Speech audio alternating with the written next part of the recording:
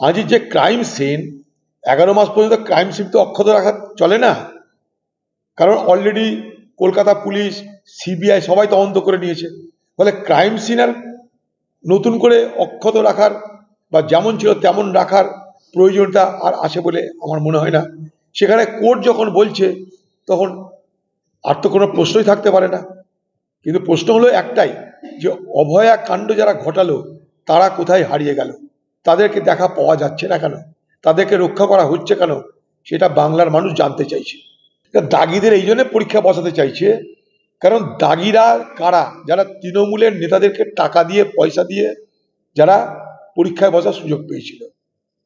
তাই আজকে তারা যদি সুযোগ না পায়, তাহলে তারা তো তৃণমূলের নেতাদের বিরুদ্ধে হামলা শুরু করবে, কারণ তারা টাকা দিয়ে চাকরি পেয়েছিল।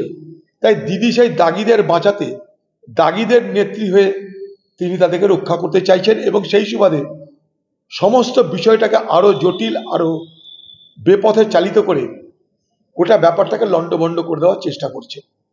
এটা তার গোটা প্রক্রিয়াটাকে লণ্ডভণ্ড করে দেওয়ার একটা অপকৌশল।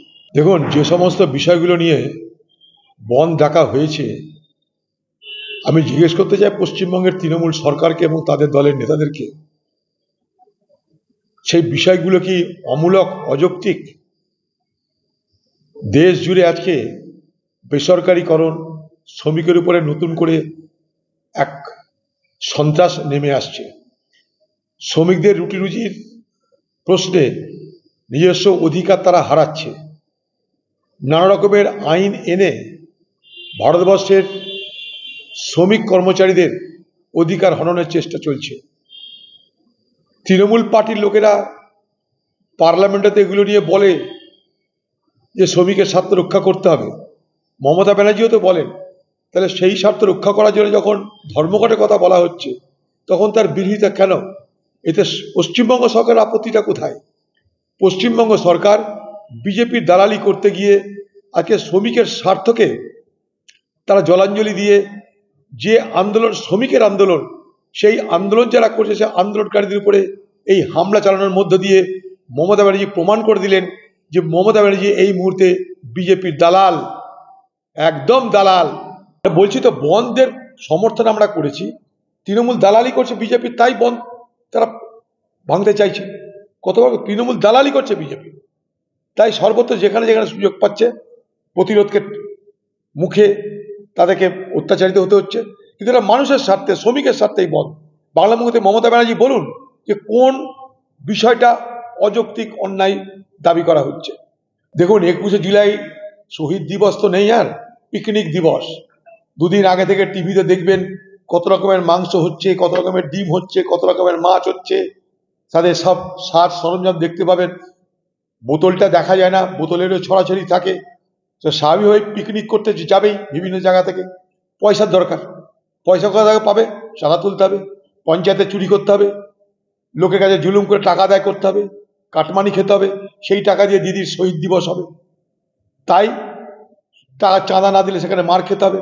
আর এই সুবাদে চাঁদা তোলার মাধ্যমে যারা নেতা, তাদের পকেটে কিছু টাকা ঢুকবে, এই তো গল্প। কিন্তু সেই শহীদ দিবসে যার যে সমস্ত পরিবারের লোকেরা শহীদ হয়েছিল, তাদেরকে আপনি দেখতে পাবেন। দাগিদের এই জন্য পরীক্ষা বসাতে চাইছে, কারণ দাগিরা কারা, যারা তৃণমূলের নেতাদেরকে টাকা দিয়ে পয়সা দিয়ে যারা পরীক্ষায় বসার সুযোগ পেয়েছিল। তাই আজকে তারা যদি সুযোগ না পায়, তাহলে তারা তো তৃণমূলের নেতাদের বিরুদ্ধে হামলা শুরু করবে, কারণ তারা টাকা দিয়ে চাকরি পেয়েছিল। তাই দিদি সেই দাগিদের বাঁচাতে, দাগিদের নেত্রী হয়ে তিনি তাদেরকে রক্ষা করতে চাইছেন, এবং সেই সুবাদে সমস্ত বিষয়টাকে আরো জটিল, আরো বেপথে চালিত করে গোটা ব্যাপারটাকে লণ্ডভণ্ড করে দেওয়ার চেষ্টা করছে। এটা তার গোটা প্রক্রিয়াটাকে লণ্ডভণ্ড করে দেওয়ার একটা অপকৌশল। দেখুন, 21শে জুলাই শহীদ দিবস তো নেই, আর পিকনিক দিবস।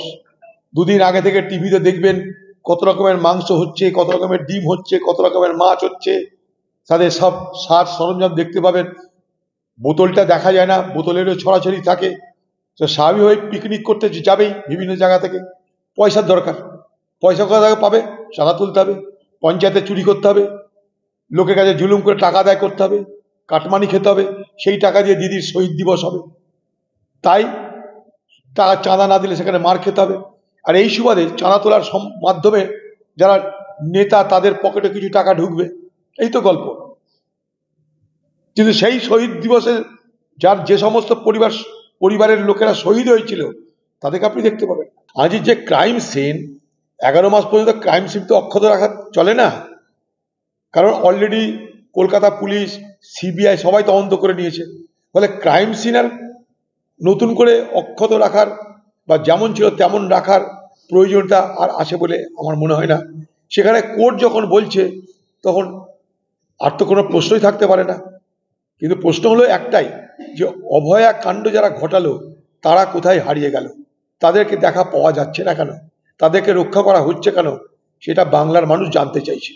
দেখুন, যে সমস্ত বিষয়গুলো নিয়ে বন্ধ ডাকা হয়েছে, আমি জিজ্ঞেস করতে চাই পশ্চিমবঙ্গের তৃণমূল সরকারকে এবং তাদের দলের নেতাদেরকে,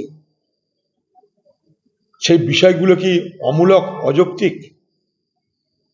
দেশ জুড়ে আজকে বেসরকারিকরণ, শ্রমিকের উপরে নতুন করে এক সন্ত্রাস নেমে আসছে।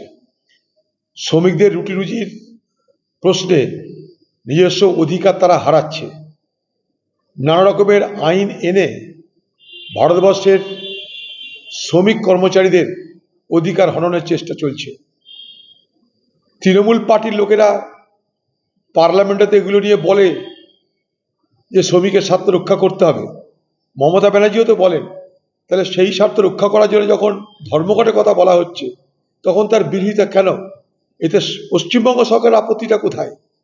পশ্চিমবঙ্গ সরকার বিজেপির দালালি করতে গিয়ে আজকে শ্রমিকের স্বার্থকে তারা জলাঞ্জলি দিয়ে যে আন্দোলন, শ্রমিকের আন্দোলন, সেই আন্দোলন যারা করছে সে আন্দোলনকারীদের উপরে এই হামলা চালানোর মধ্য দিয়ে মমতা ব্যানার্জি প্রমাণ করে দিলেন যে মমতা ব্যানার্জি এই মুহূর্তে বিজেপির দালাল, একদম দালাল। বলছি তো, বন্ধের সমর্থন আমরা করেছি, তৃণমূল দালালি করছে বিজেপি, তাই বন্ধ তারা ভাঙতে চাইছে। কতবার তৃণমূল দালালি করছে বিজেপি, তাই সর্বত্র যেখানে যেখানে সুযোগ পাচ্ছে প্রতিরোধকে মুখে তাদেরকে অত্যাচারিত হতে হচ্ছে। কিন্তু এটা মানুষের স্বার্থে, শ্রমিকের স্বার্থেই বন্ধ। বাংলা মুখে মমতা ব্যানার্জি বলুন যে কোন বিষয়টা অযৌক্তিক, অন্যায় দাবি করা হচ্ছে। দেখুন, 21শে জুলাই শহীদ দিবস তো নেই, আর পিকনিক দিবস। দুদিন আগে থেকে টিভিতে দেখবেন কত রকমের মাংস হচ্ছে, কত রকমের ডিম হচ্ছে, কত রকমের মাছ হচ্ছে, তাদের সব সাজ সরঞ্জাম দেখতে পাবেন। বোতলটা দেখা যায় না, বোতলেরও ছড়াছড়ি থাকে। তো স্বাভাবিকভাবে পিকনিক করতে যাবেই বিভিন্ন জায়গা থেকে। পয়সার দরকার, পয়সা কোথা থেকে পাবে? চাঁদা তুলতে হবে, পঞ্চায়েতে চুরি করতে হবে, লোকের কাছে জুলুম করে টাকা আদায় করতে হবে, কাটমানি খেতে হবে, সেই টাকা দিয়ে দিদির শহীদ দিবস হবে। তাই টাকা চাঁদা না দিলে সেখানে মার খেতে হবে। আর এই সুবাদে চাঁদা তোলার মাধ্যমে যারা নেতা তাদের পকেটে কিছু টাকা ঢুকবে, এই তো গল্প। কিন্তু সেই শহীদ দিবসে যার যে সমস্ত পরিবারের লোকেরা শহীদ হয়েছিল তাদেরকে আপনি দেখতে পাবেন।